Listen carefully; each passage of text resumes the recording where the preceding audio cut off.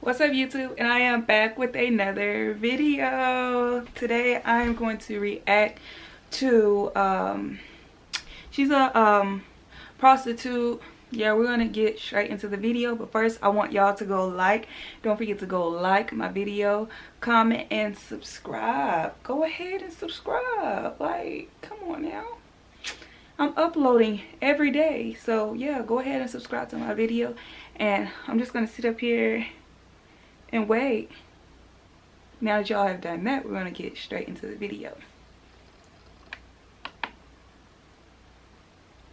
Alright, Ann, where'd you grow up? Where are you from originally? Make sure y'all can see that.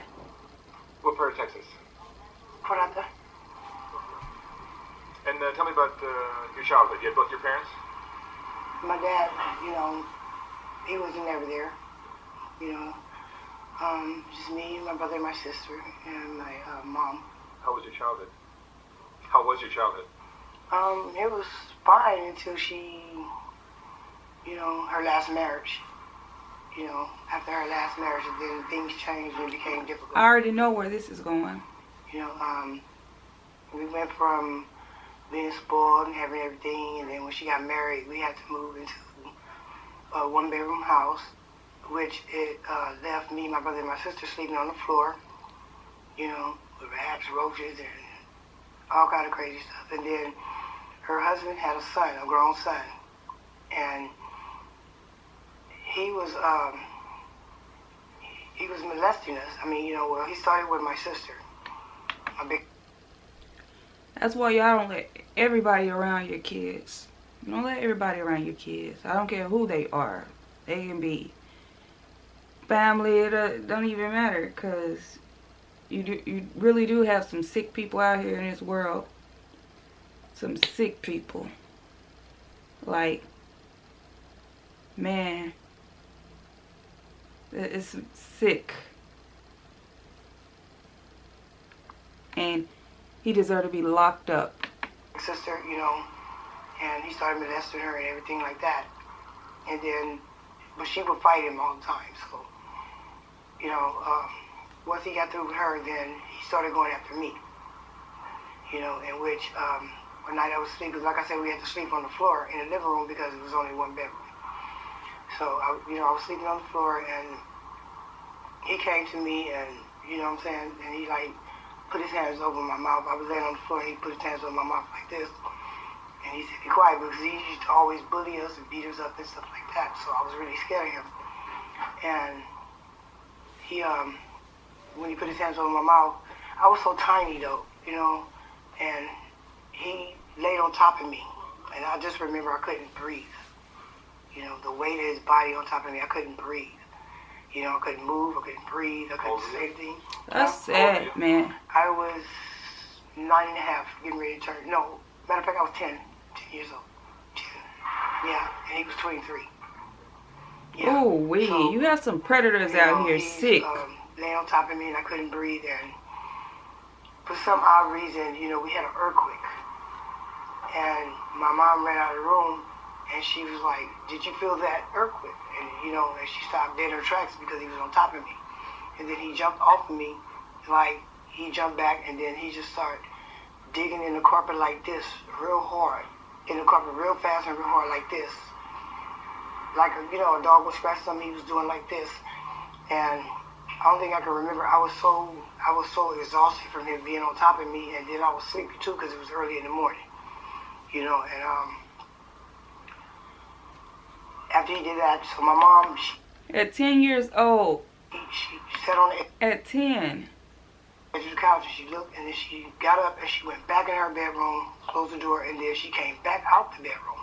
By then, he had got up and went sat on the couch, and only thing I remember basically was them pouring out a lot of change on top of the table, and he was really, really nervous. And when my mom came back into the room, she kept calling my name and trying to make me sit up, but I was so tired. I couldn't, I was exhausted. So, I was just wondering what the hell just happened, And I remember his semen, his sperm was on my leg. I didn't know what it was. I just knew it had a smell that just made me get really, really nauseous, you know. Oh my gosh. And my mom, she went, after she came back out the bedroom the second time, she looked at him and she was asking me questions and stuff. So by there, she got up, went in the kitchen, and got the biggest butcher knife she could find. And she came towards him, in which he ran into the bedroom. Like I said, it was one bedroom, so there was only one bathroom in the bedroom. So he ran in there, and right when he was closing the door, she came down with the knife like this. And I remember that because the knife was stuck in the door like a couple of days because they couldn't get it out the door. I mean, that's literally how, it was one of those thick doors, it was literally how hard she hit the door.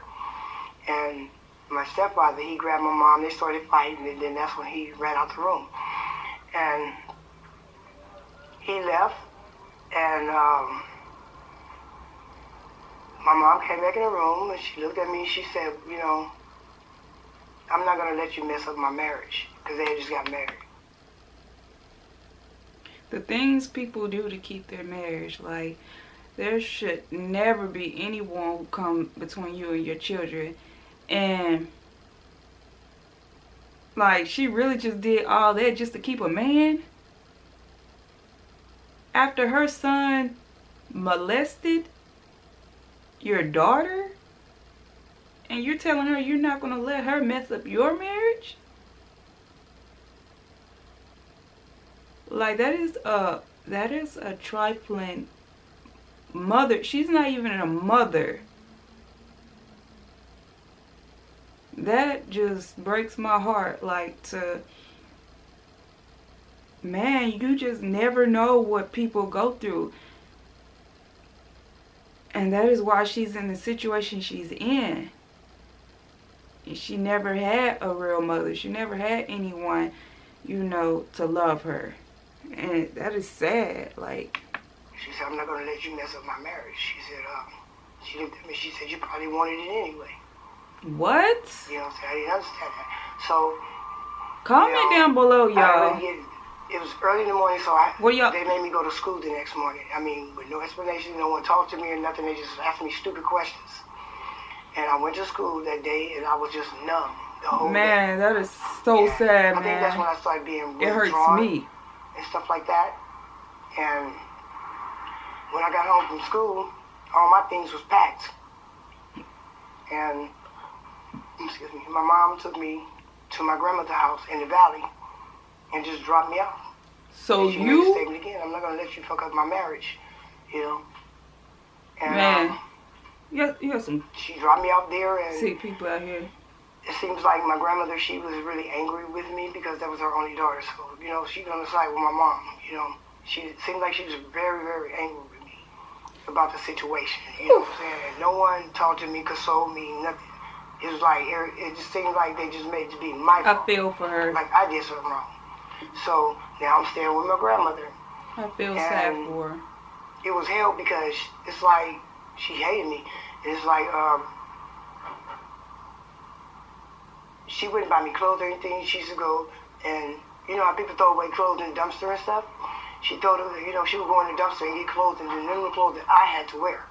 What? To school and everything like that. Okay, so now about a year later,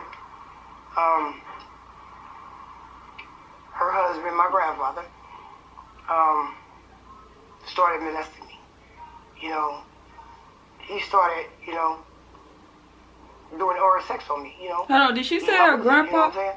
And it's like, at first I thought he was just torturing me because he used to grab me and pin me between his legs, and he just, you know, scrubbed the shit out of my neck grandpa? with alcohol until it was just red and bruised. That seems like a he curse. Was just straight he's always grabbing, but I didn't understand it then. But now her grandpa. as time went on, I understand what he was doing. He was grabbing me, and he was putting my head down in his crotch, because he kept my head right there on his dick, and he would just scrub my neck, scrub it, scrub it, scrub it, scrub it. And, you know what I'm saying, if I didn't do what he say, he would, you know, do all kind of bad things to me, you know, beat me, pinch me. You know, one time he took a knife and stuck me in my back with it. Not never know. I mean, it bled a little bit, but not really deep, you know. He said, you know, He used to beat me with extension cords and whatever they can get their hands on. So that's going up there. And then I wasn't really used to it. So I started being real withdrawn and stuff like that. And I started stealing, and all kind of things and stuff like that. So by now, when my grandmother found out that my grandfather was molesting me, because her grandpa. he would take me to the back of the building, and you know how you go into a car stall, and then they have the storage place above the car stall? He would actually make me crawl up in there, and he would get his big ass up in there, and that's where he would molest me. And he used to choke, grab me by my throat, hold me down, choke me, slap me, spit in my face, make me open my mouth, and he spit in my mouth. God watching everything, he tell me I better swallow it. He sees everything. And if I didn't swallow it, he would beat me, and it's like one time he took a belt, like a real stretchy belt, and he's like telling me to get on my knees, and I was crying. I was telling him I didn't want to do it. Please, just leave me alone. And because I was in the back, I was trying to hide. I was playing with my baby dolls. Actually, I was playing with my dolls. Because by now I'm withdrawn, so everything that was happening to me, I used to, act it out with my dolls. The things that was happening to me, I used to recreate it. Yes, with my dolls and stuff like that. And I would sit there for hours doing that and crying. Little girl, and stuff like that. But he took this one time. Nobody deserved to go through that. And he wrapped it around my throat, and he just pulled it, squeezed as hard as he could. And all I remember is blanking out. And when I came to, he was making me drink his piss. Oh my God. Because he had one of those bags, he had a catheter. And so when he urine, he went into a bag. But he took the tube out of his dick and stuck it in my mouth. And was drowning me with his piss. What? You know what I'm saying? And had that belt around my throat. So I was getting choked and drowning in piss at the same time. Just straight torture. So by now, my grandmother, and then he would also give me money too, hush money, which didn't matter to me. I was just scared to death. So my grandmother found out about it because she went in my wallet, checked my wallet, and she asked me where I got the money from. So I told her, from Grandpa. Why did he give you some money? So I told her. That ain't your grandpa, so that's a sick man. After I told the truth, I'm getting shipped back to LA. And I'm like, wow. So when I got back, when they shipped me back to LA, that's when I started just really like acting out and stuff like that. You know what I'm saying? I was always shy and stuff like that. But I just get beat with extension cords, vacuum cord. Whatever kind of cord they can find. The thickest cord you can find, the thinnest cord you can find. This lady, I feel so sad for her. She has a terrible life growing up when she was just a baby. This is a curse. Her stepdad son molested her, then her grandpa molested her, and ain't no telling what else happened to her. Now she's on the street, she's a prostitute. You just never know what people go through. You never know the reason why they go through things. That still isn't, that still doesn't give it a right for her to go out, and do what she do. At the same time, it's like she had no guidance, she had nobody to teach her, what's right and what's wrong. But she had nobody to love her, none of that. And that just made her go out to the streets.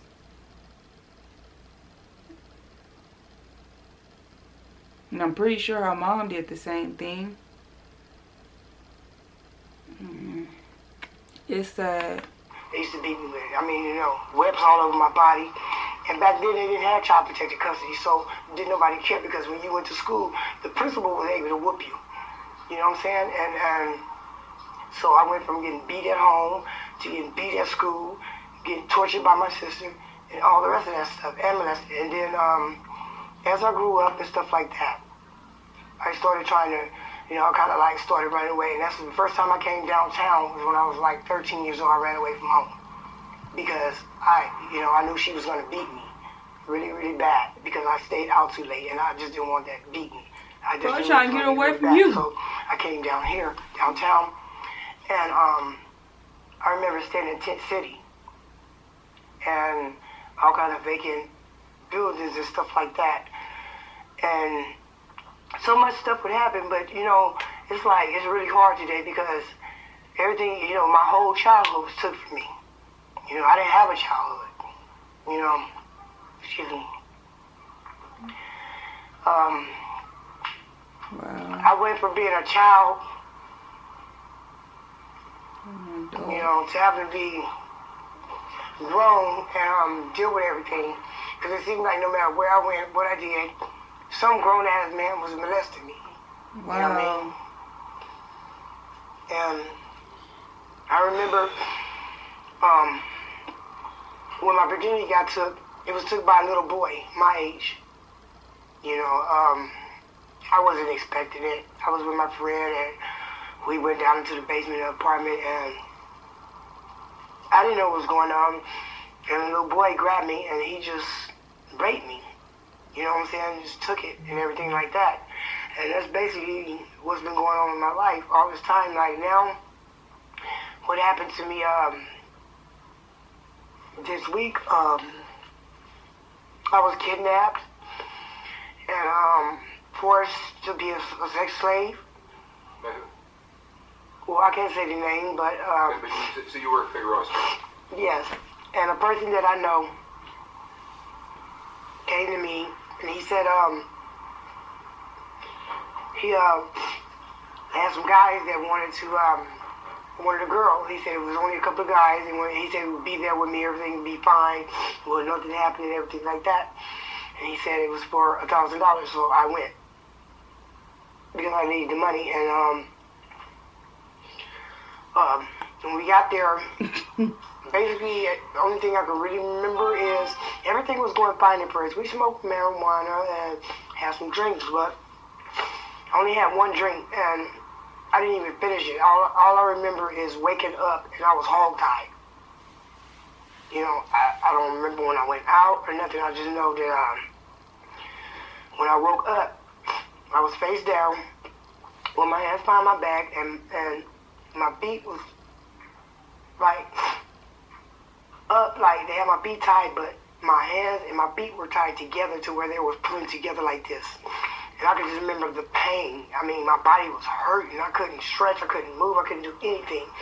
And they had me gagged. They put a red ball, some kind of red ball with a black strap in my mouth and had me tied really, really tight. You have to be so evil. Because I remember the back of my head right here was hurting. And they were just torturing me. You know, they took tasers and tased me on my vagina and everything. They had all kind of dildos and I don't know what else they, you know, they were fucking me with all kind of shit. Ooh, I mean, they shaved my hair. This is a wig. It's human hair, but it's a wig, you know what I'm saying? Because they shaved all my hair off. You know, they just, first they were just pulling it out from the room. They're just snatching it out. This makes me so mad. Yes. So mad. They released me Friday. I just got back a couple of days ago. I'm still kind of like... Did you go to the police or anything? No. I can't. It pisses me off so bad. When you say can't, why can't you? Well, if I do, and the police don't do what they have to do, what they supposed to do, and they just take the report and stuff like that, they found out that I went to police and my life is in danger because of the person that I know who did. You know what I'm saying? It's like the police is not, only thing they're going to do is make a report of it. And even if they use a person's name or whatever, they're not going to directly arrest that person. You know, they're not going to directly arrest him, so therefore, I'm in danger. You know what I mean? So, what happened was, like, the whole time I was there, they did so many things to me, and I mean, at least 10 guys. Within them 3 days, maybe more than 10, I don't know, I kept blanking out. They kept making me do drugs. They kept me high off of Sherm, and make me take pills. They wouldn't feed me. They didn't give me any water. That is And they had so. me tied down. Okay, you know one of them plastic lounge chairs, the chairs, you know the plastic chairs that be in, yeah.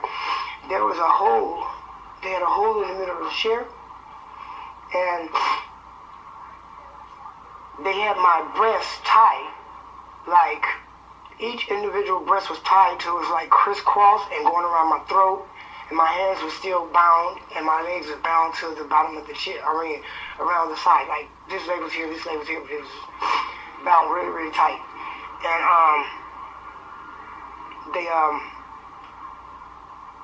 they wouldn't feed me. They wouldn't give me water. They wouldn't do anything. And every now and then, this guy, he had a mask on. I couldn't see his face. He had a mask on his face. He came and he scooted up under my leg, and his face was like up under the chair, right? So he kept telling me to piss in his mouth. I'm like kind of out of it, you know, and I'm like, Some what the weird hell is really people. going on, you know what I mean? And he said he'll give me water if I shit in his face, in his mouth. And I'm telling him, I don't know what to do. I can't do it. And every time I took it on, because I couldn't do it, then they was taking wet towels and just beat me with it, wet towels. Yeah, some wet towels, and then because I wouldn't pee or shit, he got up and he came from behind me and strangled me until I passed out. And when I came to, he was laying up under the chair, and I don't really know what the fuck it was. I just knew it hurt like hell. He was fucking me with something. I couldn't see what it was, but he was. So you've been working in the streets for how long? On and off for maybe, I don't know, since I was in school.